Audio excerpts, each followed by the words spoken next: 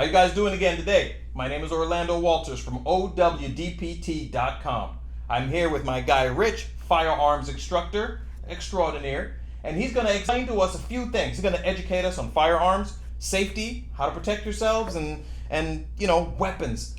Teach us a little bit about the stuff that a lot of us don't know about.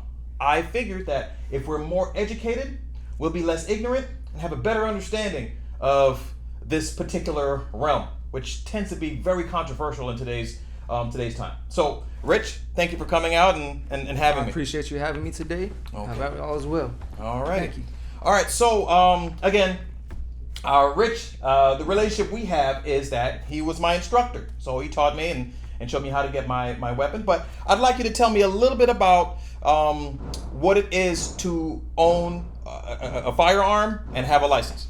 What it means to own a firearm and have a license, it comes with a lot of responsibilities. First and foremost, once you own a firearm, you got to understand when you put that firearm in your hand, any firearm from a rifle to a shotgun to a handgun, you're responsible for everything that happens with that firearm during your lifetime as long as you're in possession of this firearm. Okay. So responsibility is a very, very important thing.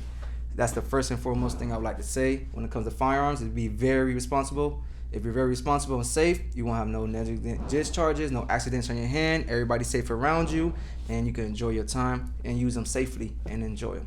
Okay, excellent. So I think that's a pretty good explanation. And a lot of times, sometimes we have to break things down as simply as possible so people can understand. I might not be the smartest person in the world, but when you explain it the way he does, it kind of makes sense. Okay, so here's my question. For individuals who don't have a firearm and are seeking to obtain a firearm, what are the first steps? First step, you should go down to your local gun range, talk to your local gun range employees, ask a couple questions, let them know you're trying to get into the field of firearms. You want to know what's the first step. The first step obviously is do some research, know what you're intending to do with the firearm. Is it for self-protection, home protection? Is it for duty protection? If you're on the job, you need to carry a firearm. All those play a factor when it's come looking for the perfect firearm for the perfect person. Every firearm has its own particular situation it needs to be used in. So everyone has a different job. So looking for the firearm is first things first, doing the research, find out what you need it for. Is it going to be for protection, home defense, duty? After that, you go to the size after that, and then you just go down the list. So like I said, go to your local gun range, ask people who have very, very, very smart intelligence on firearms, so you're just not getting anything. A lot of gun stores and everything would like to sell you guns they have, because that's the thing, they want to make money. Around here, we don't do that at my range. We like to inform, educate you, and get the best firearm for your lifestyle, your life of choice. So that's the first and foremost thing, is do your research, ask a lot of questions, and go to your local gun range that rent firearms and rent them out. Test as many as you can, because it's like a car. Firearms are just like a car. Once you take them out the store, a lot of them depreciate in value. Just like that. So a gun that might be $700 and you try to sell it back to a store, they might just give you $200 and sell that gun back for $400. So it's very important that you make the right decision and you're just not buying a firearm that just feels good in the hand. A lot of people just like that, feels good, it's the one. It doesn't work like that. When it comes to firearms, a lot of people gotta understand, the bigger the firearm, the longer the barrel, the less the kickback, which a lot of people call it, the less recoil. Okay. The smaller the gun, the smaller the barrel, the more the recoil it has, the bigger the bang. Like I say, the bigger the gun, the less the bang. The smaller the gun, the bigger the bang. So a lot of females particularly like small guns because they feel like they can control it, shoot it better, they fit it in their hand better, but they don't realize it's harder to shoot that gun and manipulate that firearm because of the size of the firearm. Gotcha. Interesting. I was not aware of that, and thank you very much. I appreciate that. So now here's my question. So there seem to be multiple categories which you have to use to make a decision on the approach that you want to make. Correct. So what is the most frequent mistake that someone who is very ignorant or lacking knowledge in the field, what is the most common mistake that an individual like that would make? They don't treat the firearm like it's loaded. That's the number one thing. Any gun you ever touch and encounter in your life, you must always treat it like it's loaded. If it's a fake gun, a real gun, if it's any type of firearm, whether it's a cap gun, a BB gun, you always want to treat it like it's loaded. That's the first and foremost. If you follow the firearm safety rules, if you follow that, the next steps come into play. It's just like a chain of command. That's it. One leads to the other. If you don't do the first one, you can't do the second one. So if you miss the first step, you're gonna have a big problem on your hands. Okay. So treating a firearm like it's loaded, that means keeping your finger off the trigger at all times until you're ready to shoot. Not pointing the firearm at anything or anyone that you're not willing to destroy. also knowing what's behind that target and what lays beyond that target, because you're responsible for everything that happens to this firearm, like I said earlier. So if that bullet comes out that gun and it was an accidental discharge and you hit an old lady, just for reference, you're responsible for that. Even though it was accidental, but you did not follow the safety protocols and all the laws and everything to stay safe. So you really have to stay and just know the safety laws, know your gun safety rules, treat every gun like it's loaded, that finger off the trigger. A lot of people, first thing they do when they grab a gun, grip and put their finger on the trigger, and the gun is pointing at somebody else. And they're not realizing what's happening because they get excited. A lot of people are not used to firearms, no experience like that.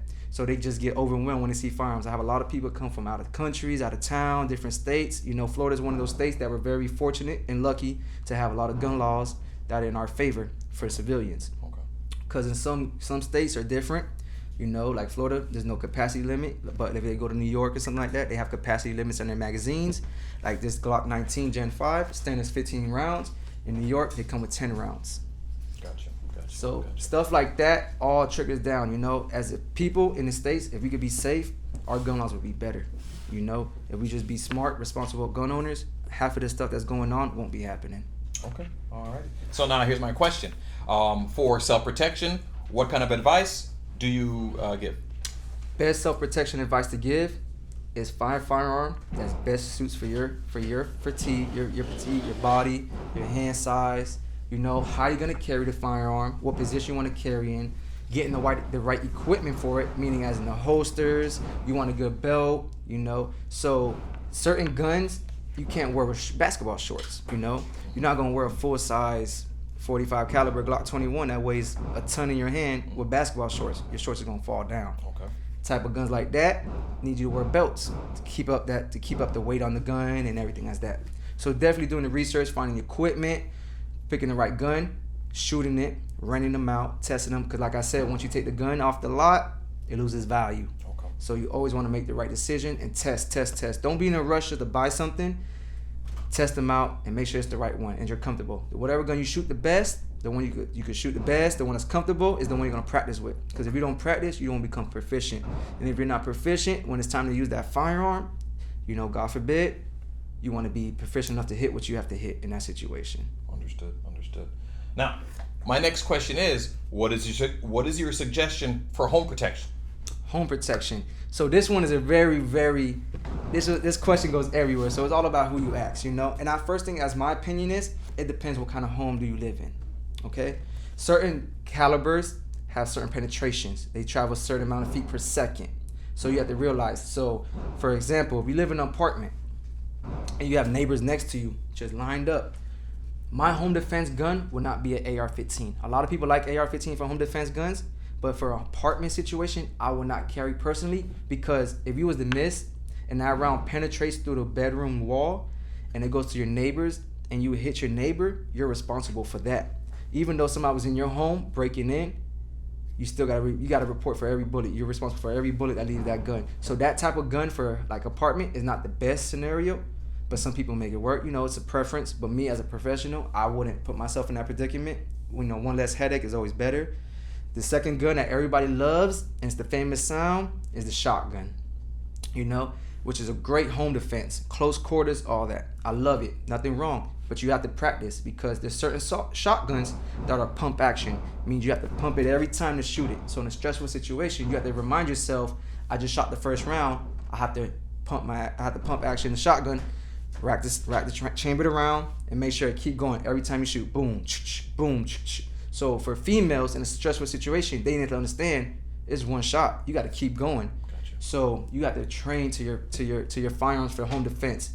Me, you could go nice with a nice handgun, 45 caliber if you can control it. If not, 9mm is fine. Reason I say 45 because it doesn't penetrate too much through walls. So if you was to miss and shoot through the wall, it won't go to the next wall, to the next wall, to the next wall. It'll stop on that first impact. So that's very important to understand. You're responsible for every bullet that leaves that gun. So when you're living in your situation, do your research, know your surroundings, know where everything's at. Know what kind of, like I said, what kind of home you have. And if you have kids, that's another thing you want to be aware of. If you have animals, that's another thing you want to be aware of. Because then it goes down to the more advanced, adding stuff to your firearms, you know. You can't shoot what you don't see. So if I'm in a dark house and I think that somebody's in my house, how am I going to, the correct word is, identify my threat? I need a light, because you can't see what you don't shoot. And say if you have a son who's like 14, wakes up at 3 a.m, get thirsty, stumbling, knock something, you get scared, you wake up, it's 3 a.m, you think your kid's asleep. He's in the kitchen, all you hear is that, minds play tricks on you all day. So you got to be very precise. So when you come out that room, you don't want to have no light. You want to make sure you know who you're shooting, There was a story one time, it was on the news, you could look up. It was a son was coming home, sneaking in back home. He snuck out at night, what kids do. They sneak out from their parents when they tell them no. He was coming home late one night, sneaking through his window. The dad thought it was a burglar coming through his son's window. And you could just imagine what happens next from there. So that was a sad situation. But not having a light, seeing who's who, is very important. So having a flashlight on your home defense firearm is very important. And to me, just having any type of light, to know what you're shooting, because you can't see what you don't shoot. Wow. Vital information once again. Wow, I was completely unaware of all those things.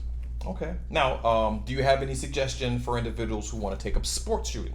Sports shooting is very fun. Like I said, knowing the fundamentals, the firearm safety rules is first thing first. No matter what you do with a firearm, you want to go playing sporting, clay shooting, hunting, anything like that, knowing firearm safety is key number one.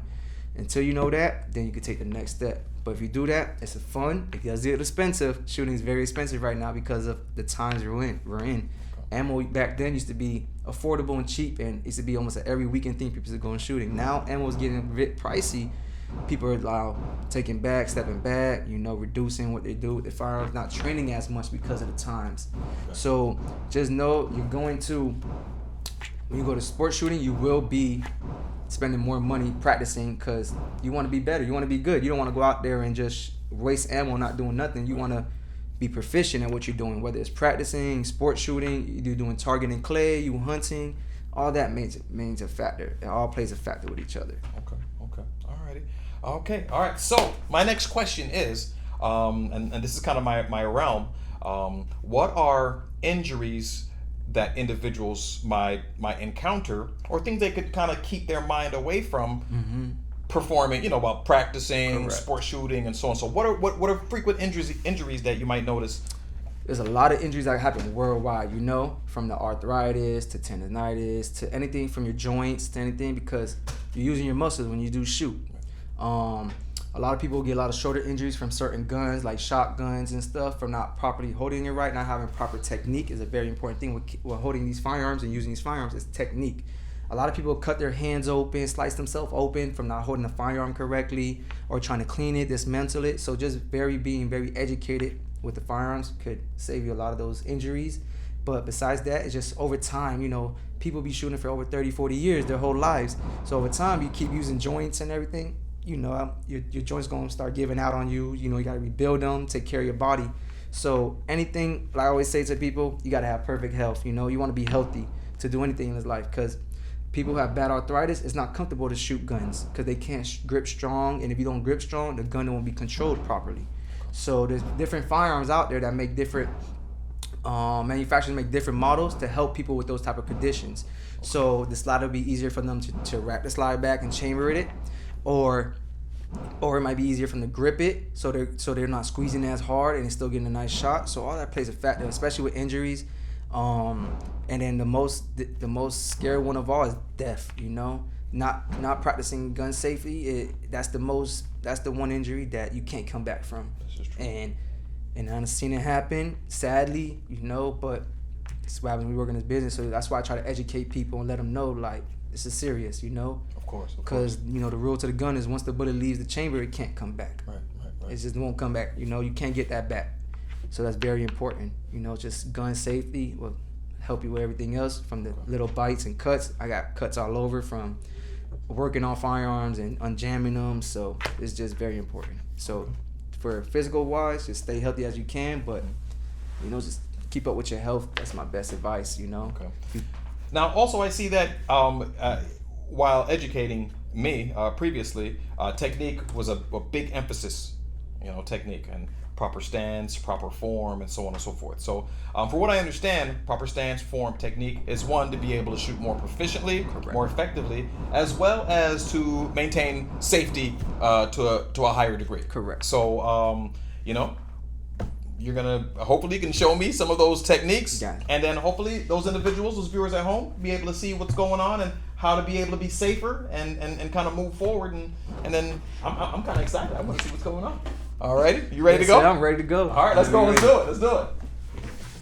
All right, Rich. So, I hope you're able to take us out to see the weapons. But my question to you: are you a concealed carrier? Yes, sir.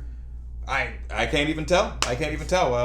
Well, how do you? Today I carry concealed. I'm carrying my Glock 19 today, 17 round plus one. How do I carry? It usually depends on my day. So if I'm gonna be sitting a long time and I'm gonna be sitting a while, I carry more in the 2 o'clock, 3 o'clock position. If I'm gonna be standing mostly in my day, I'll be carrying around the 12 o'clock position as a appendix carry. Those are my 2 carry options for 2 different lifestyles. Which one I'm doing that day determines how I carry. I do practice the both. So when I do train from the 12 o'clock position. I do carry from my 2 or 3 o'clock position. So when I go out there and train, you'll be seeing that as well. Okay. Do people carry from 6 o'clock? Some people carry from 6 o'clock. It's not like a high popular carrying position. I wouldn't recommend it because if you're carrying 6 o'clock, all that person do behind you is take your gun and you out of a gun and you in a whole situation you don't want to be dealt in. Understood. Okay. All right. Cool. Let's go for it. How y'all doing? Before we take you guys downstairs to shoot, I want to go over safety equipment real quick. First 2 most important things to have when you go inside the range is your eye protection and your ear protection. All right? You only got 1 set of ears and 1 set of eyes. You ain't gonna get another pair, so take care of them and let them last as long as you could, all right? First and foremost, for ladies, for women, females, they have very high sensitive hearing, more than men. Their hearing level is more sensitive than men. So what we hear, they hear like a little bit worse than us. So the gun, when you're at the range, is very loud, a lot of noise, a lot of bang, a lot of boom. Females, they're sensitive. I like to make them double up. Put little inner ears on, little foams, little squeezy foams you put them in, and put headphones on top and call double up. When you double up like that, soundproof. That's what I highly recommend for females, men too. Depending on what you're shooting, especially if people shooting short barrel rifles or AR pistols, those make more loud noises than a full 16-inch. There'll be more bang and boom. So protect your ears, get you a set, invest. Don't be cheap because you only got 1 set of ears and 1 set of eyes. And like I say about everything else, it's what your life's worth to you. Okay. All right. Now since we're downstairs, I'm gonna show you how to properly load a magazine. A lot of people refer to this as a clip. That's the improper terminology. This is a magazine. Firearms have magazines when they go into them. Simple. With AR magazines, very easy to load. It's so simple. All you do is put it on the top and push down. That's it. 1, push it to the back. Grab the next one, do the same as the first. Opposite side, just keep pushing them in. Obviously, the more you do it, the faster you're gonna go, easier it is.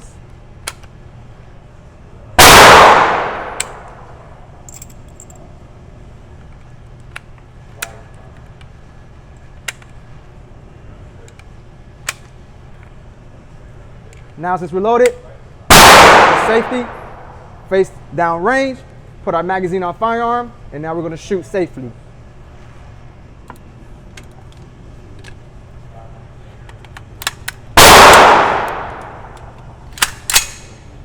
Safety off.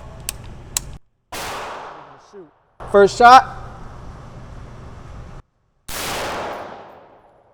Simple. All right.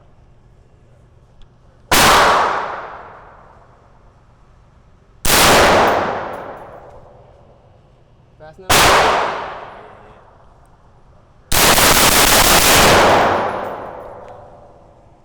Empty. Make sure that we're empty. Show clear.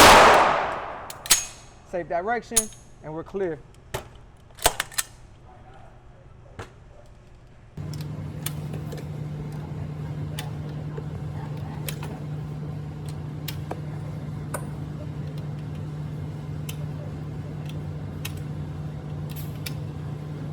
Ready? Yep.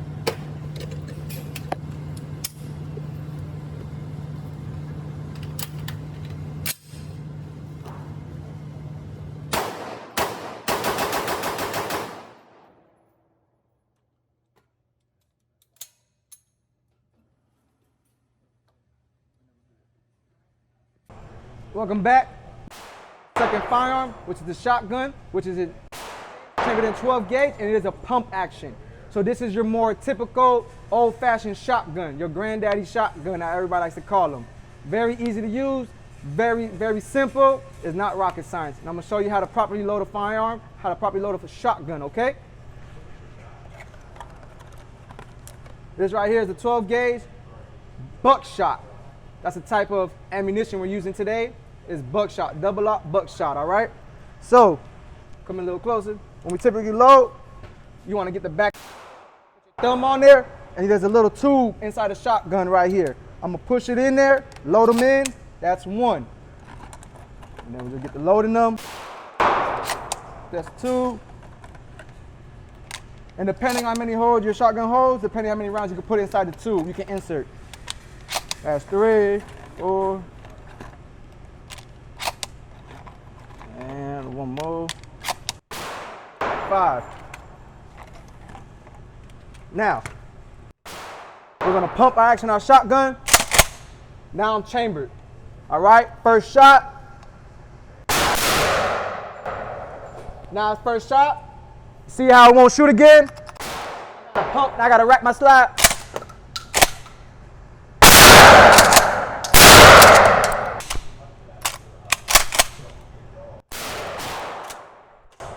Ooh, nice.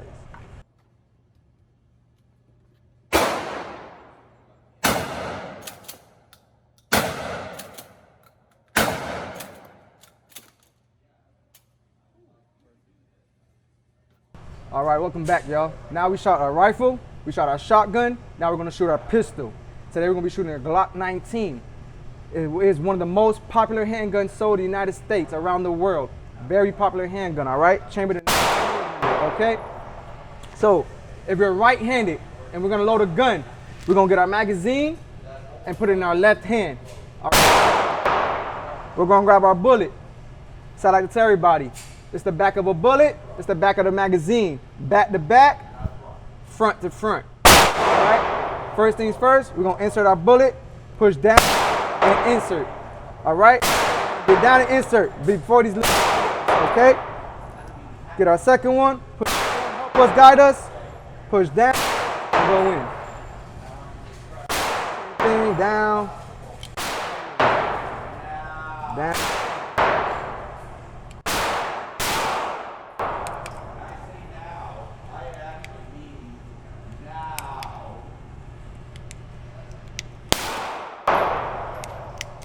Now we're loaded.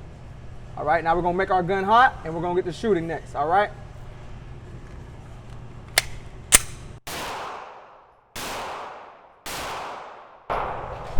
I'm a very believer, practice how you train how you practice, train how you carry every day. I'm concealed carrying today from 2, 3 o'clock. I'm gonna train 2, 3 o'clock today. Come out slow, grab the gun, find your gun, get on target, shoot. Do that one more time. Do it again one more time in slow motion. Remove your garment all the way up. Grab your gun on target. Shoot.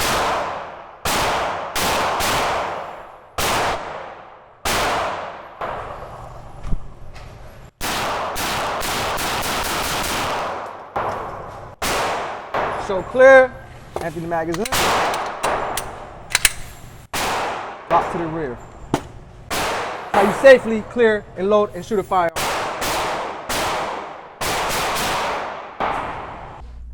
Rich, I really appreciate you taking your time out of your day, busy day I might add, to kind of give me all the information, safety tips, and how to teach me as well as the viewers out there how to go about being safe, protecting yourself, protecting your family, as well as, you know, have some fun with the firearms if that's what you would like to do. So I really want to send a huge thanks out to you, and tell everybody a little bit about yourself. They can definitely contact you if they want to get their licensing and so on and so forth. So yep.